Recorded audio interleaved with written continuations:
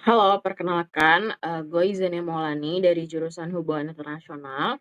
Pada kesempatan kali ini gue mau sedikit ngejelasin tentang penelitian yang udah gue jalanin bersama dosen pembimbing gue, Mas Roseno Aji Afandi.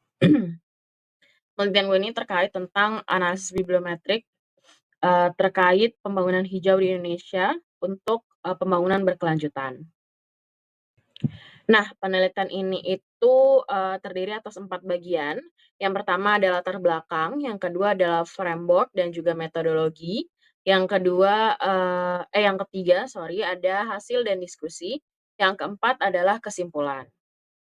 Penelitian ini tuh dilatar belakangi dari sebuah fakta bahwasanya kawasan perkotaan itu berkontribusi sebanyak 71 sampai 76% emisi karbon dioksida atau CO2 yang mana, berasal dari aktivitas industri pembangunan dan juga transportasi yang mana memperburuk kondisi, perubahan iklim kita dan menambah, tantangan tersendiri ya.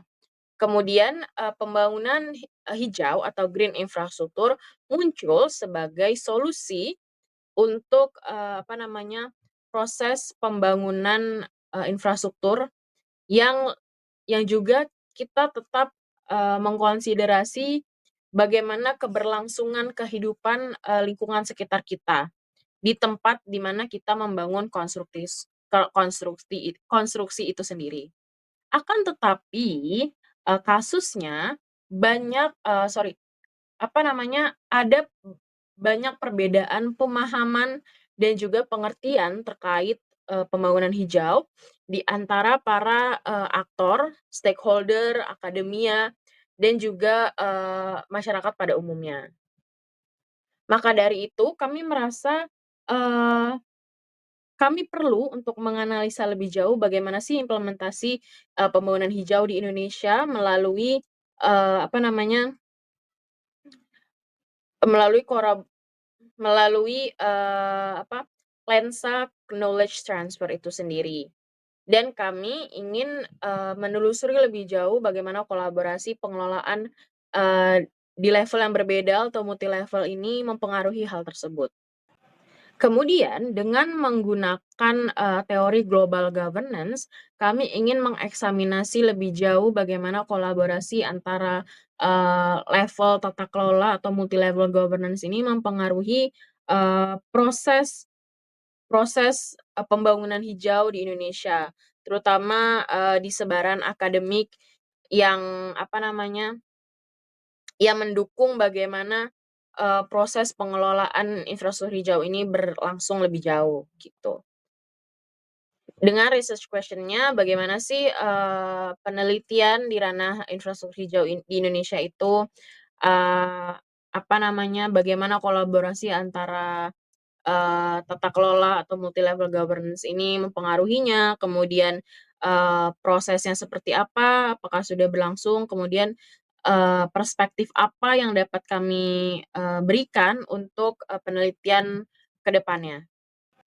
Baik, kemudian untuk framework dan metodologi di sini, kami menggunakan, bibliometric analysis di mana kami mengumpulkan data, dari database Scopus, kami berhasil mengumpulkan 897 dokumen, dengan menggunakan keyword yang relevan seperti green infrastruktur, pembangunan hijau, SDGs, Sustainable Development Goals, dan Indonesia.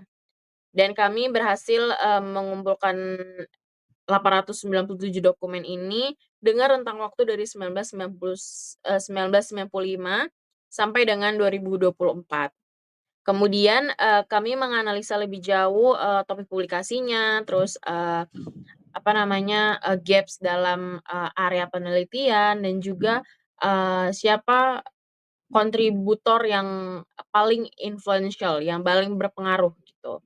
Dengan objektifnya, mengidentifikasi hotspot dari penelitiannya, kemudian trennya, dan juga, influential authors, dan kami ingin menganalisa lebih jauh koneksi antar beberapa autor, negara, institusi, dan juga research landscape itu seperti apa. Baik, kemudian di hasil dan diskusi. Di sini ada 2 Data statistik yang pertama di figur pertama itu adalah jumlah publikasi, setiap tahun dari 1995 sampai 2024. Dapat kita lihat di tahun 1995 sampai dengan 2015 tingkat, kenaikan atau tingkat publikasi per tahun itu cenderung stagnan. Karena di masa itu masih masa-masa, awal dikenalnya istilah atau konsep pembangunan hijau itu sendiri. Kemudian di tahun 2015, United Nation itu menginisiasi Sustainable Development Goals yang dicanangkan akan diraih di tahun 2030.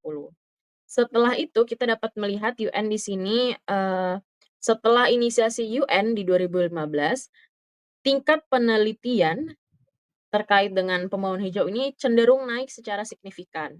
Hal ini kita dapat melihat UN sebagai, political authority dan sedangkan para peneliti atau, researcher, author, dan juga institusi ini sebagai, epistemic authority yang menginfluence atau mempengaruhi bagaimana, apa namanya, eee, bagaimana pengertian dari konsep pembangunan hijau ini terus diimplementasikan di berbagai level dari, dalam bentuk misalkan, perjanjian, terus kebijakan, dalam level regional, nasional, dan juga subnasional. Kemudian, di bagian kedua atau figur kedua ini adalah, eee, top 10 area subjek yang didominasi berdasarkan figur ini, mayoritas dari penelitian ini berfokus pada, environmental science dan environment science and earth dan juga planetary science. Yang mana kita dapat simpulkan, di 2 subjek ini masih mendominasi karena, apa namanya, memang masih perlu, the best solution, bagaimana sih kita sebagai manusia itu, menemukan, keseimbangan dalam kehidupan memenuhi kebutuhan hidup manusia untuk terus berkembang dan juga kebutuhan lingkungan kita sekitar. Baik, selanjutnya ini ada figur 3.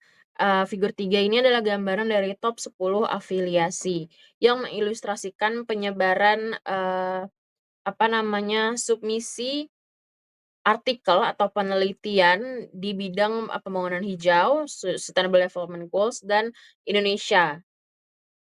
D di antara afiliasi ini, eee, tidak hanya apa namanya, akademisi saja, tapi juga ada educational organization seperti Badan, Riset dan Inovasi Nasional, kemudian dari, apa namanya, dari akademisi atau afiliasi akademik itu ada Universitas Indonesia yang merajai nomor 1, eee, 4 di antaranya 4 paling atas adalah didominasi dari, institusi akademik. Ilustrasi ini menggambarkan, bagaimana epistemic authority bergerak atau berkontribusi mengimplementasikan kebijakan dari UN di skala nasional melalui institusi akademik dan juga edukasi. Kemudian untuk figur 4 ini mengilustrasikan simbiosis, hubungan simbiosis antara politik dan epistemic authority, di mana, apa namanya, kita bisa melihat nih, siapa sih yang menjadi top 10 funding sponsor penelitian-penelitian tersebut. Yang pertama didominasi oleh, Universitas Indonesia, juga kemudian ada United States of Agency of International dan lain sebagainya. Di sini kita bisa melihat bahwa, politik dan epistemik ini sama-sama memiliki hubungan simbiosis mutualisme dalam memajukan, apa namanya, penelitian di bidang ini, gitu. Keduanya memiliki peran yang sangat, krusial bagaimana, penyebaran ilmu pengetahuan terkait green infrastruktur ini berlangsung dan bisa diimplementasikan, lebih jauh penerapannya secara langsung. Di mana dapat kita katakan, direksi dan juga kapabilitas, riset ini tuh sangat tergantung sangat dipengaruhi bagaimana political authority ini bergerak. Karena political authority ini, berperan sebagai funding sponsor atau, pemberi dana terhadap penelitian yang sedang berlangsung. Sedangkan institusinya ini sendiri, memiliki peranan signifikan untuk membawa penelitian ini lebih jauh, menemukan temuan-temuan baru dan, mem-provide substansi kepada negara atau badan yang, membutuhkan penelitian ini, baik implementasi pembangunan secara real time maupun untuk pembuatan kebijakan dan lain sebagainya. Selanjutnya di figur 5 ada, visualisasi jaringan dari, kata kunci yang digunakan secara bersamaan dari autor dan publikasi yang berbeda-beda. Di figur 5 ini kami menyediakan visualisasi jaringan yang, mendisplay 33 distinct keywords atau nodes in total yang mana, semakin besar, titiknya maka semakin prominent kata tersebut, sering muncul dalam, penelitian-penelitian dan juga banyak digunakan oleh autor. Sedangkan di figur 6 ini, ada density visualization dari author keyword co-occurrence itu sendiri. Di mana semakin the density or intensity, semakin intens, warnanya, mengindikasikan semakin kuat pula frekuensi keyword itu muncul secara bersamaan, di antara keyword yang berbeda gitu loh, tapi kayak berbeda tapi masih berkesinambungan, saling berkaitan secara satu sama lain. Nah, di analisis on keyword co-occurrence ini, kami ingin mengeksaminasi bagaimana, kata kunci yang digunakan oleh autor ini, eee, membangun dan menganalisa jaringan. Hal ini dapat, menarik inspirasi dari makalah akademis pada metode yang lebih kompleks lagi. Dan juga metode ini, merupakan metode yang banyak dipraktikkan untuk mempelajari pengembangan topik penelitian, stabilitas, dan inovasi dalam jaringan kompleks, literatur dari waktu ke waktu. Yang mana kami ingin memberikan pemahaman lebih dalam tentang kolaborasi penelitian sebelumnya di bidang pembangunan hijau atau green infrastructure ini, sustainable development yang menawarkan wawasan tentang kerjasama internasional dan regional. Secara efektif, kami ingin menangkap sifat multi-phase dan saling berhubungan dari pembangunan berkelanjutan yang mencakup aspek ekonomi, lingkungan sosial, dan juga tata kelola global. Kemudian dapat kami simpulkan bahwasanya sejauh ini penelitian terkait pembangunan hijau ini memang masih didominasi atau masih banyak berfokus di, environmental science dan juga, teori global governance yang kami gunakan ini meng-highlight peran dari political dan epistemic authority dalam mempromosikan, praktek pembangunan, eee, praktek berkelanjutan atau praktek pembangunan berkelanjutan seperti green infrastruktur, dengan emphasizing kolaborasi, antara level tata kelola yang berbeda atau across governance levels. Kemudian SDGs atau Sustainable Development Goals ini, berperan sebagai, kunci utama dari, framework untuk, guiding the nation through knowledge sharings and resource mobilization. Dan kemudian Universitas Indonesia ini dapat dikatakan, memimpin untuk, addressing aspek SDG yang berbeda, kemudian, mencakup lingkungan, sosial, ekonomi, dan juga, sistem tata kelola. Selanjutnya adalah findings penemuan penelitian ini provide valuable insight untuk policy makers, academics, and practitioners in advancing GI di Indonesia.